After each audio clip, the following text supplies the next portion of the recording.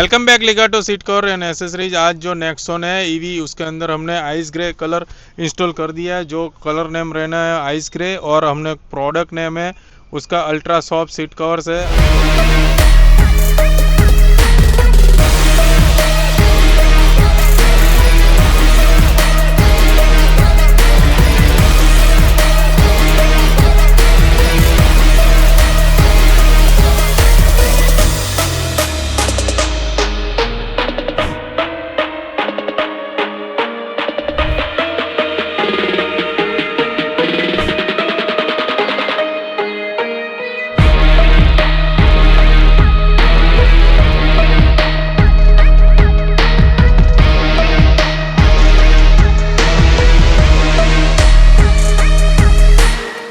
Welcome back Ligato seat covers. आज हमारे वहाँ जो नेक्सॉन आई है जिसके अंदर हमने ultra soft seat cover install की है। सर से हम पूछेंगे, सर आपको कैसा लगा सर यहाँ आने के बाद? बहुत ही अच्छा एक्सपीरियंस था। सीट कवर्स की क्वालिटी बहुत अच्छी है, मार्केट से आप कंपेयर करेंगे तो प्राइस वर्सेस क्वालिटी में बेटर पार्ट है।